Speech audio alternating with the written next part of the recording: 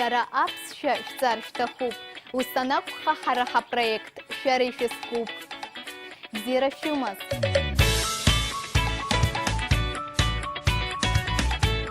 Давайте послушаем, как звучат некоторые указания и просьбы на абхазском языке. Ара уай. Иди сюда. Уца. Иди. Ига. Бери. Исыт. Дай. Угыл. Встань. Ута. Сядь. Яга. Принеси.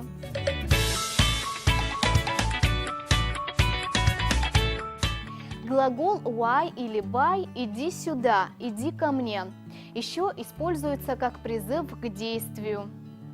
Например, «уай ашхо хаб-хаб» – «давай почитаем книгу».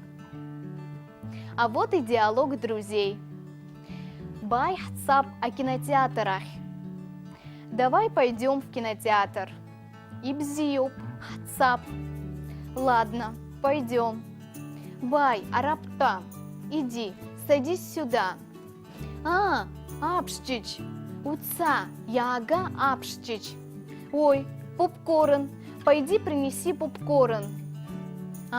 Ига, вот, возьми.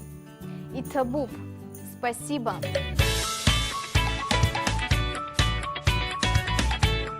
Вот еще некоторые глаголы повелительного наклонения. Акрыв. Ешь. Бахопш. Посмотри. Ирши. Свари. Иж. Пей. Удзырве. Послушай. Известно, что абхазы приветствуют любого входящего в помещение вставанием.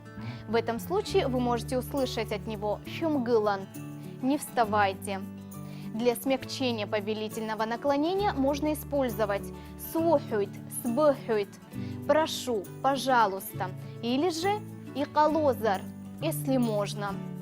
«Сухуйт», «уадзерве», «пожалуйста», «послушай». «Икалозар», «шубжифер хоче». Если можно, говорите потише.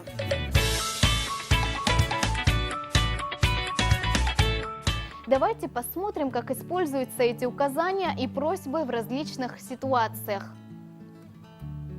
Бахопш акахва хамума. Посмотри, у нас есть кофе? Ай, да. Ирши сбохует. Прошу тебя, свари. Аш кахва, шумгылан. Вот ваш кофе, не вставайте. И табуб, спасибо. Исхатабузей. Пожалуйста.